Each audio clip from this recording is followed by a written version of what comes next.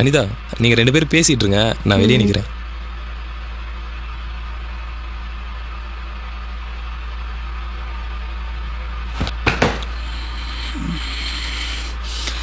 பரவாயில்ல பிரபு, படுத்துக்கோ.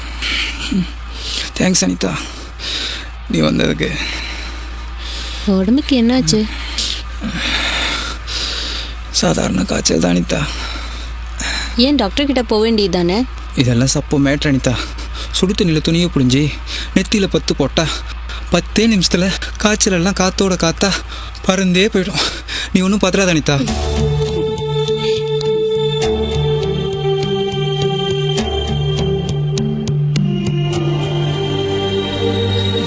சரி சரி, டைம் ஆச்சு, வீட்டில் தேடுவாங்க, நான் கிளம்புறேன்.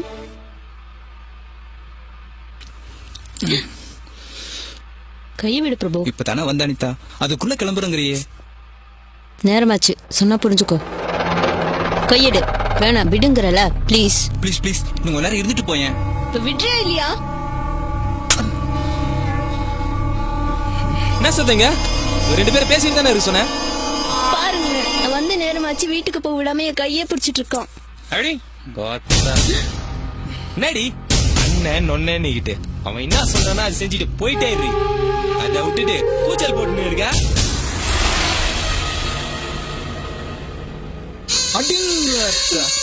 உன்னை எப்படியாவது நான் வலிச்சிடலான்னு விட்டுக்கிட்டே போனா கையை தட்டி தட்டி விட்டுட்டு தான் பாய்ச்சிக்கினே போற. உன் மனசுல என்ன பெரிய அழகின் நினப்பாடி உனக்கு? ஆடினா விடுங்க, ப்ளீஸ் என்ன விட்டுருங்க, ப்ளீஸ் விடுங்க, செஞ்சு விட்டுருங்க, கையில விட விழுறதே செஞ்சு விட்டுருங்க, ப்ளீஸ் விட்டுருங்க, வேணா விட்டுருங்க, வேணா ப்ளீஸ் காலில விழுறதே செஞ்சு என்ன விட்டுருங்க, ப்ளீஸ் விட்டுருங்க. சொல்ற மாதிரி சொல்லிருக்க, புரிஞ்சுக்கான சொன்னது திரும்ப திரும்ப சொல்லின்னு இருக்கேன். 3-5 நிமிஷம் அட்ஜஸ்ட் பண்ணி போனான்னு வச்சுக்க. 5 நிமிஷம் இல்ல கட்டி சத்தம் கிட்ட போட்டு ஊரா கொட்டினாரு வச்சுக்கோ. என் நடந்ததெல்லாம் லைவா வீடியோ எடுத்து நெட்ல விட்டுருவோம். அப்புறம் இந்த ஊரே பார்க்கும். அப்புறம் நீங்க குடும்பத்தோட நாட்டுக்கு சாக வேண்டியதுதான். அப்படியே கத்தின்னு இருந்தேன் மவளை, நீ நாஸ்தி ஆயிடுவே. நீ சந்தோஷப்படுத்து விட்டுரும். செஞ்சு விட்டுடாதே.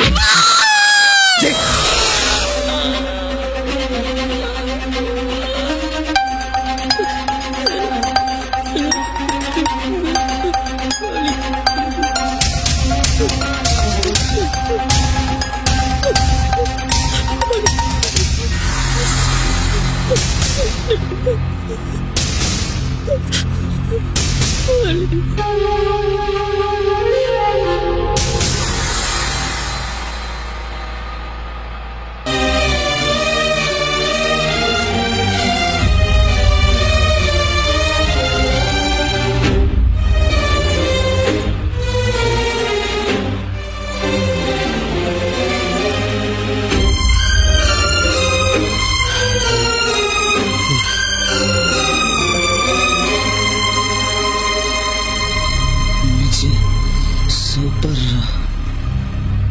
மாமே, நாம இது வரைக்கும் சேர்ந்து பண்ணதில்லே. இதுதான் மாமே செம்ம பீஸ்.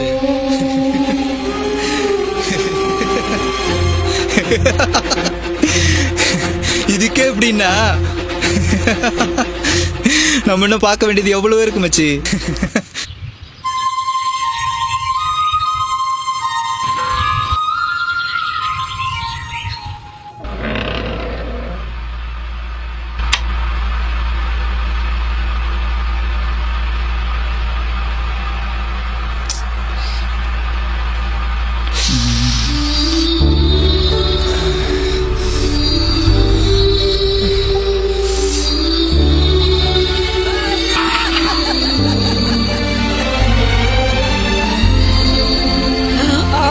அல்லாத பிள்ளைய இப்படி தப்பா வளர்த்து வச்சிருக்கிறாளேன்னு இந்த ஊரே என்ன பார்த்து காரி துப்ப போகுது.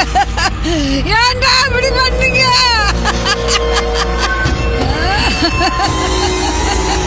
ஐயோ,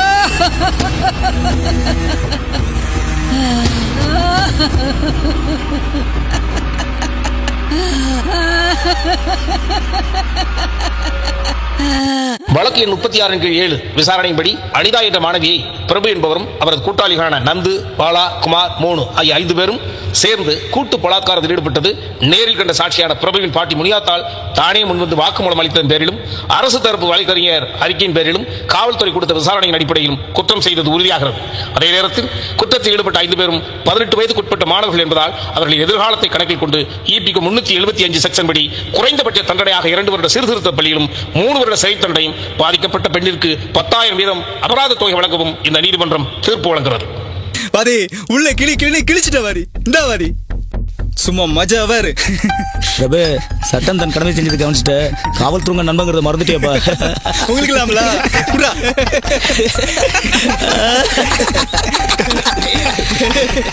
ஹலோ. அப்படியா? Okay bye.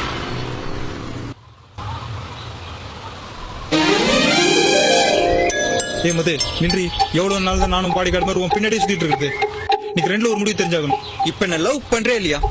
டேய், நீ என்னதான் மூடி கிட்ட காமிச்சாலும் அதுக்கெல்லாம் மயங்க மாட்டாங்க மதுமதி. ஏய், இப்ப என்ன லவ் பண்றே இல்லையாடி? உன்னை லவ் பண்ண முடியாதுடா. என்னடா பண்ணுவ? டேய், ஏன்டா அப்படி பண்ண? உனக்கு கொஞ்சமாச்சும் அறிவு இருக்கா? உனக்கு ஏதாவது ஆயிருந்தா நான் என்னடா பண்ணிருப்பேன்? உயிரை விட நானா உனக்கு அவ்வளவு பிடிக்குமாடா? என்னதான் மது இப்படி சொல்லிட்டேன்? உனக்காண்டி உயிரை நான் உயிர், நான் என்ன வேணாலும் செய்வேன். கொடுத்து வச்சோடா நானு.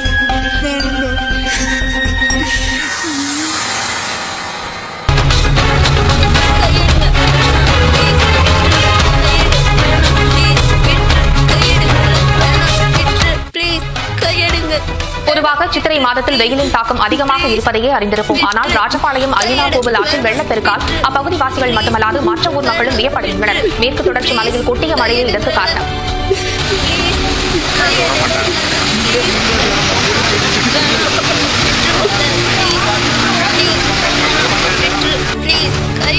இதனால் ஆற்றை கடந்து சித்திரை திருவிழா நடைபெறும் கோவிலுக்கு செல்ல பக்தர்களுக்கு வனத்துறை தடை விதித்துள்ளது.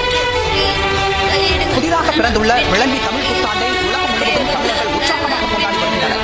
பலர் வீடுகளில் வண்ண கோலங்கள் இட்டும் கனிகளால் அலங்கரித்தும் வழிபட்டனர். கோயில்களில் சிறப்பு பூஜைகளும் நடைபெற்று வருகின்றன. தமிழ் புத்தாண்டை ஒட்டி தலைவர்கள் பலர் வாழ்த்து தெரிவித்துள்ளனர். பிரதமர் நரேந்திர மோடி ட்விட்டரில் பதிவிட்டுள்ள வாழ்த்துச் செய்தியில் வரும் ஆண்டில் தமிழர்களின் விருப்பங்களும் விளைவுகளும் ஈடேற வேண்டுகிறேன் என குறிப்பிட்டுள்ளார். சட்டமேதை அம்பேத்கரின் 127வது பிறந்த நாளையொட்டி சென்னை கோயம்பேட்டில் உள்ள அவரது சிலைக்கு திமுக செயல் தலைவர் மு க ஸ்டாலின், இந்திய கம்யூனிஸ்ட் கட்சியின் மாநில செயலாளர் முத்தரசன் உள்ளிட்டோர் மாலை அணிவித்து மரியாதை செலுத்தினர். விழுப்புரத்தில் திமுகவினர் 200 பேர் முன்னாள் அமைச்சர் பொன்முடி தலைமையில் ஊர்வலமாக சென்று அம்பேத்கர் சிலைக்கு மாலை அணிவித்தனர்.